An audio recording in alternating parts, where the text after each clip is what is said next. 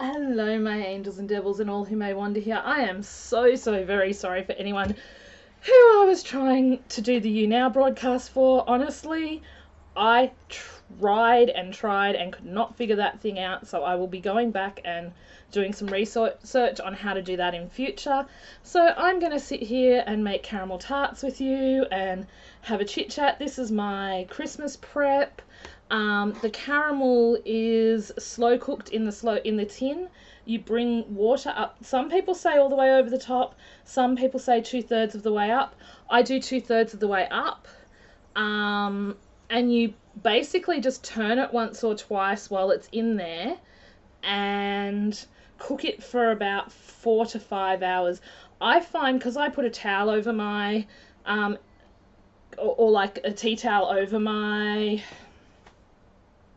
why can't I think of what it's called? Oh, over my slow cooker, I find that that is actually all I really need.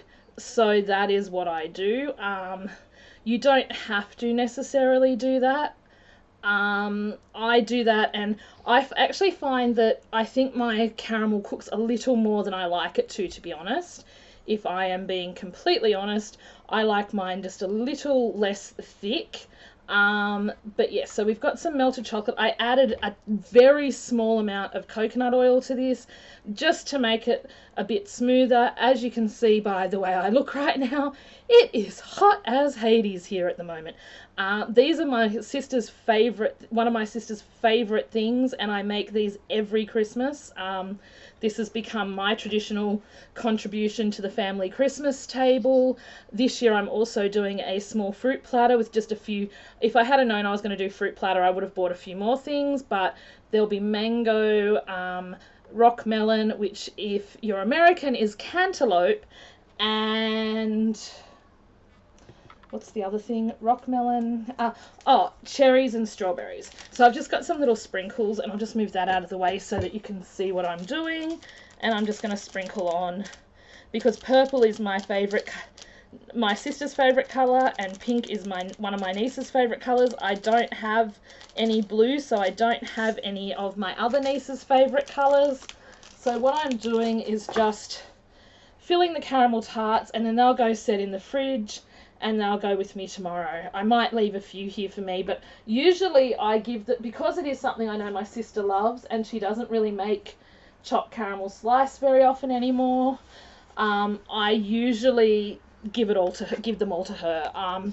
And I used to only make one packet. Now I do two, because I find that this caramel will usually do, 1 tin of condensed milk will actually usually do pretty much 2 full packets of the Butternut Snap biscuits. I honestly do not know what the American equivalent of a Butternut Snap biscuit is. It is buttery, coconutty. I really, honestly am hard pressed to describe what this biscuit is like. It's sort of golden syrupy. Yeah, it's well, as you would call it, it's a cookie, but to us we call these a biscuit. And I look at a lot of biscuit recipes and think, wow, they just seem like scones to me, or what I was taught to use to make scones, which isn't actually what most people use these days. I was taught 3 ingredient scones, which is basically flour, butter, and milk.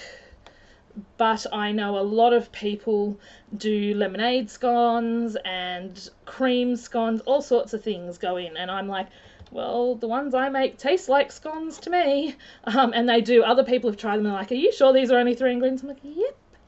That's how I got taught to make them, by a real country chef. I'm not going to argue with her, besides the fact that Mrs. Brown would be very mad if I changed her recipe. She was that kind of country cook. Okay, this is the one I tried to shape before and failed miserably. So I'm just going to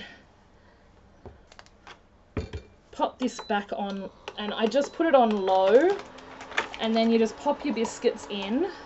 This, you can do this in the oven if you have a shallow, like one of those really shallow cupcake type pans, the round bottom ones. You can do this so easily in those. However, my oven thing stopped working and I have to take it back. And also, like any other year I've done it, I've always done them in the pan because it means I don't have to get up for each batch, and I can just do here and just go batch, batch, batch and have it all in front of me. Bish bosh bash, done. These are really nice. These are, the biscuit or the cookie goes very soft and very lovely. This is something, as I said, my whole family like these. This is the thing that I make that I know everyone loves. I usually try and make cheesecake because I know my eldest niece and youngest niece like cheesecake. However, they kind of like richer cheesecake than I do. I tend to cut mine down with cream, or in recent years I've been using Greek yogurt because it's pretty much like a whipped cream anyway. It's just tangier, but I think that's good because it goes well with the I might be being a bit generous with the chocolate here. I'll try not to, but it should be okay. I should have plenty. Yeah, I should have plenty. Yeah, so I just sort of bish bosh bash it. Like, it's not, this is so easy. Like, I had the slow cooker caramel on while I was watching a live stream today of Andrew Decote and Tiffany Mink build a Lego princess tower thingy. Okay. The ones in the middle always go soft first on this, and I'm not stressing too much. I'm just flipping them around, and you sort of want them soft enough to and pliable enough to mold, but you don't want them so soft that they're not going to move. And then I've got some pink sprinkles. I'm just taking it in turns to use the pink and the purple just to make them look pretty on top. Last year, I'll tell you what was really good. I did some Himalayan pink salt. I just don't have any handy at the moment, so sprinkles will do. And I do have the stuff to make a cheesecake, but my youngest niece is making choc ripple slice cake thing, where you put the cream in between choc ripple biscuits. So I didn't see the point in me also making something because we already have two desserts. Admittedly, they're chocolate desserts, but no one in our family, honestly, is going to complain that we have two chocolate desserts. I can tell you that now. Everybody loves chocolate in my family. Everybody. So I'm just going to flip these back around, and then I'm going to turn this off because the bottom of the pan's warm now. And that's what I do. I just sort of turn the pan on and off as I do it. The center ones are really, really soft right now. So I basically just keep going until all this is done. This is what they look like. They haven't set yet, but I'm sure you all know what set chocolate looks like. So that's what they look like. These are really delicious. The condensed milk caramel, if you've never done it before, is amazing.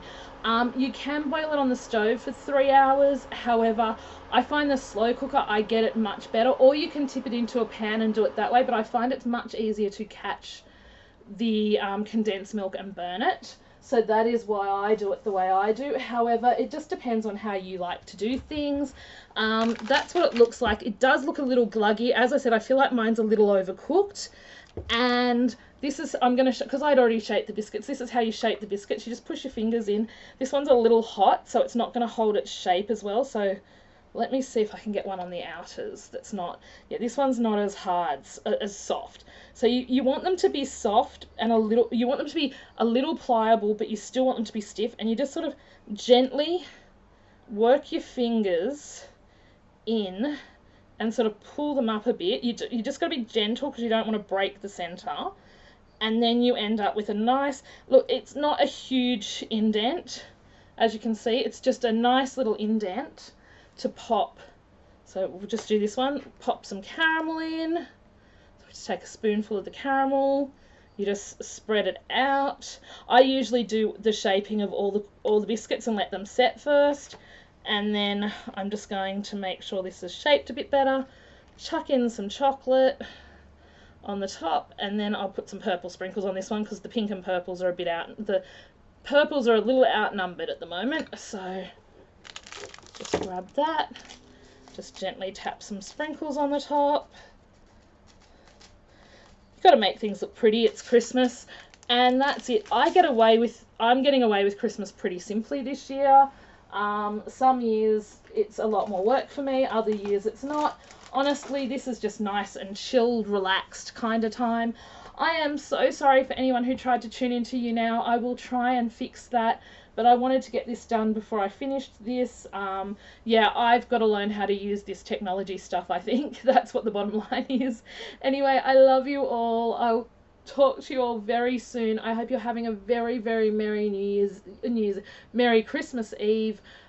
Happy Hanukkah, Happy Kwanzaa, happy, just wonderful weekend if you don't celebrate Christmas. I think that whatever you're doing to celebrate family and love, I really, really, truly hope that it is special, that you are surrounded by people you love, and that you are having a wonderful time. Thank you so much for sharing my journey with me, and I will talk to you soon, my angels and devils.